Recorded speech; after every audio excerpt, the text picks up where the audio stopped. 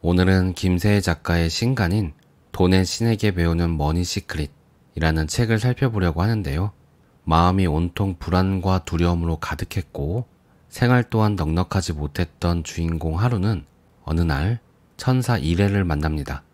천사 이레는 하루의 삶과 마음이 풍요롭고 평온해지도록 하루를 도와 부자 수업을 시작하는데요.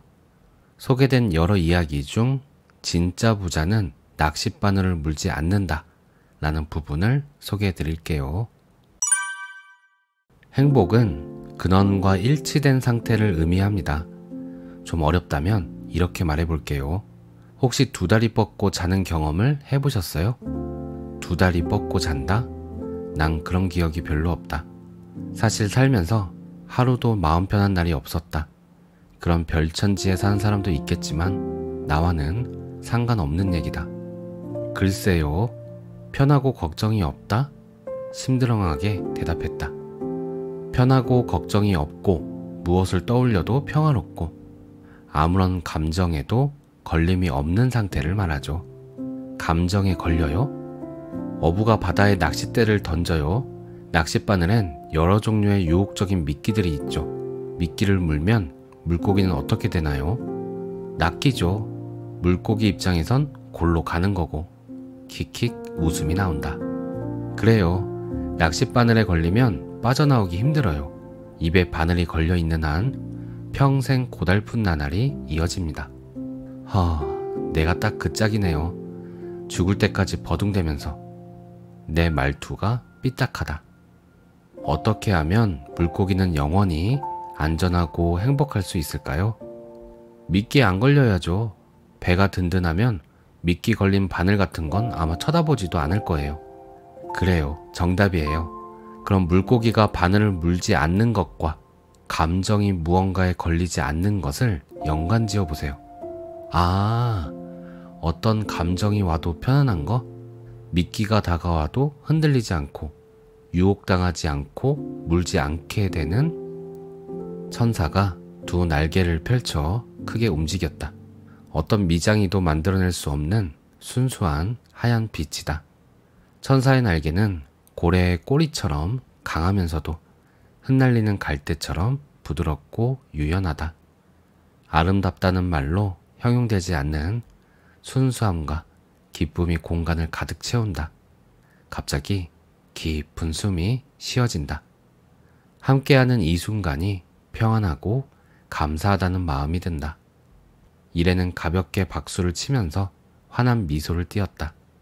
어떤 감정이 다가와도 걸리지 않는 것, 지금 당신이 느낀 감사와 평안이 온 몸을 갑옷처럼 지키고 있으면 어떤 무쇠 바늘도 당신에게 상처낼 수 없어요. 갑옷보다 세다고요? 그럼요. 세상에서 제일 센 갑옷이지요. 이래가 말했다. 아이언맨 수트보다 더? 하하하, 비교도 안 되죠. 감사와 평안은 아주 높은 상태의 의식입니다. 신과 가장 비슷한 상태의 에너지입니다. 거기에 상대되는 것은 하나도 없어요.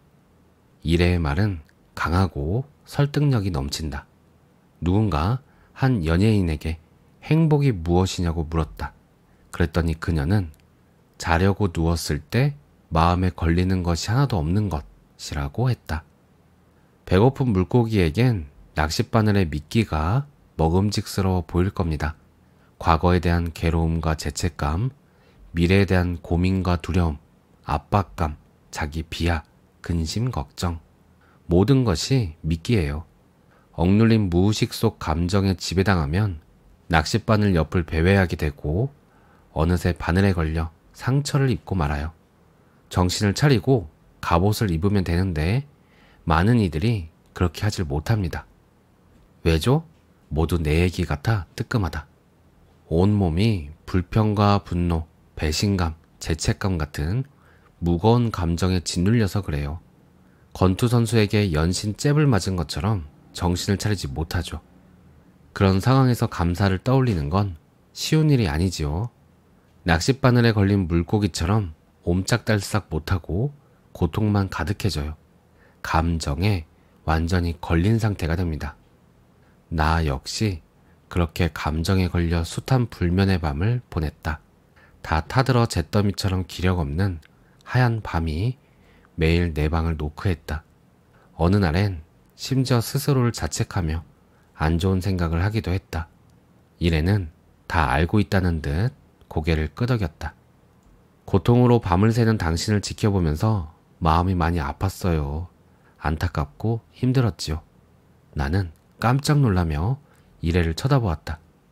그때 날 보고 있었다고? 이내 마음이 싸늘해지면서 오랫동안 묵혀둔 질문이 앙칼지게 튀어나왔다. 보고 있었으면서 왜 안 도와줬어요? 이래가 안타까운 표정으로 말했다. 우린 늘 당신과 함께였어요. 당신을 도와주고 싶어 영겁의 시간을 기다렸죠. 바늘 하나 꽂을 데 없던 당신 마음에 틈이 생겨나길 기다리면서요. 틈이 보이자마자 바로 당신 앞에 나타난 겁니다. 신은요? 신은 왜 절 돕지 않으셨죠? 신이라면 그런 바늘 같은 거 다 없앨 수 있잖아요. 신에게 불가능은 없지요. 신은 바늘을 다 없애버릴 힘도 있어요. 그런데 왜 안 도와주세요? 천사의 두 눈에 밤하늘 같은 푸른빛이 차올랐다가 이내 사라졌다. 신비하고 아름답지만 한편으론 마음 시린 광경이다. 천사의 깊은 슬픔이 파도처럼 내 마음에 전달되어 왔기 때문이다. 이래는 힘이 빠진 듯 작은 목소리로 말했다. 우리는 바늘을 다 없애봤어요. 없애고 또 없애고. 그러나 인간이 함께 해주지 않으면. 이래의 말을 내가 낚아챘다. 신도 도울 수 없다고요? 인간이 스윙월드에 살겠다고 고집부리는 한 도울 방법이 없습니다. 스윙월드의 무의식 프로그램이 무한대로 바늘을 만들어내니까요. 없애기가 무섭게 새로 더 많이 만들어냅니다. 바늘을 만들어내는 마음의 근원에는 결핍이 있습니다. 바늘에 걸리지 않는 마음의 근원에는 풍요가 있고요. 풍요는 어떤 마음이에요? 나는 억울하다는 듯이 물었다. 배가 충분히 부르다면 미끼가 달린 바늘에 걸릴 이유가 없어요. 쳐다보지도 않을 거예요. 겉만 번드르르한 미끼를 먹어봐야 좋을 게 없다는 것을 압니다. 인정, 명예, 돈, 사랑. 어떤 달콤한 미끼로 꼬드겨도 넘어가지 않지요. 자신 안에 이미 풍요, 사랑, 평화가 가득한데 왜 한눈을 팔겠어요? 가지고 있는 것으로 이미 충분하다는 걸 알아차리는 상태. 그래서 어떤 감정에도 걸림없는 것. 지금 이 순간 존재로서 평화로운 것. 그것이 행복입니다. 그런데 인간은 그걸 알지 못해 스스로를 스윙월드에 가둬버립니다. 스윙월드가 뭐죠? 진즉부터 궁금했던 단어다. 인간이 고통받는 이유는 스윙월드에 머물기 때문입니다. 스윙월드에 있는 인간은 스스로가 어떤 존재인지 몰라요. 인간의 모든 고통은 자신에 대한 무지에서 생깁니다. 잘 모르면 스스로를 한계가 가득한 존재라고 규정해버립니다. 하지만 그것은 진실이 아니에요. 신의 눈으로 바라본 인간은 훨씬 더 위대한 존재입니다. 오늘 내용은 여기까지입니다. 누군가는 자신이 감정에 사로잡혔다는 것을 모르고 또 누군가는 감정을 알아차렸지만 그 감정에 사로잡히고 또 누군가는 감정이 올라와도 자연스럽게 흘려보내기도 하지요. 책에서는 무거운 감정들을 낚싯바늘에 비유를 했네요. 저는 감정에 대해 알고 싶은 부분이 많아서 제 감정들을 관찰해 봤는데요. 특히 부정적인 감정들이 올라올 때면 부정적인 생각들도 같이 올라오면서 몸 전체도 그 기운에 반응하더라고요.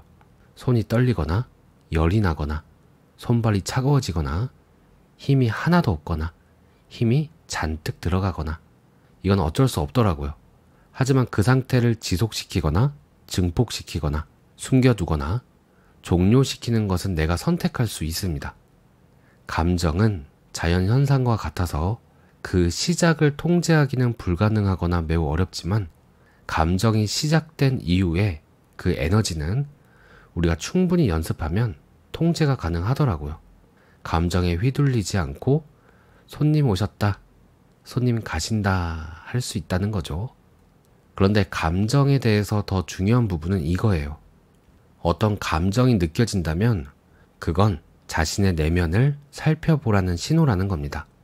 왜냐하면 보통 감정이 일어날 때를 보면 어떤 사건이 일어났거나 일이 벌어졌거나 어떤 상상을 했거나 생각을 했을 때 그것과 연결된 내 안의 무언가가 건드려져서 내 안에 건드려진 그것으로부터 감정이라는 것이 진동하며 내가 느낄 수 있게 되는 것 같아요. 내 안에 무언가가 있었기 때문에 그 진동과 비슷한 감정이 올라온다는 거죠. 똑같은 걸 봐도 사람마다 다른 감정을 느끼는 이유가 사람마다 품고 있는 게 다르기 때문일 수 있다는 거죠. 같은 걸 품고 있다면 같은 감정을 느끼며 공감하기도 하고요. 그렇다면 도대체 뭘 품고 있을까 가만히 살펴보면 아주 오래된 기억들인 경우가 많더라고요.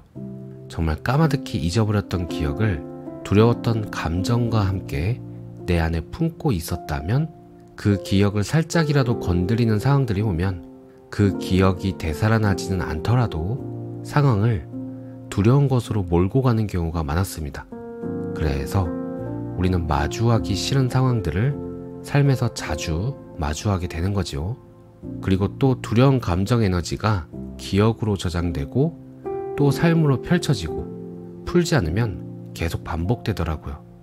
그래서 감정이 올라온다면 내면을 들여다볼 아주 좋은 기회라는 것이고, 직접 그 감정과 대면하며 느껴보고 체험할 때 깨어 있을 수 있다면 놓아버리라는 것이 뭔지, 어떤 부분에서 내가 어려워하는지, 재미없는 고요함을 왜 그렇게도 강조하는지 스스로 길을 찾게 되고 밝아지는 것 같습니다. 저는 그렇게 해보고 있고 두려움을 지나면 늘 밝음을 체험하는데 언제나 두려움을 지나진 못하는 것 같아요. 두려움을 마주치면 몸이 떨리고 긴장되는 건 늘 똑같은 것 같습니다. 어쩌다 보니 주저리 떠들었네요. 써니즈 아직 갈 길이 멀었구나 라고 생각하시고 그저 응원해 주시면 감사하겠습니다. 오늘도 평안한 하루 되세요. 감사합니다.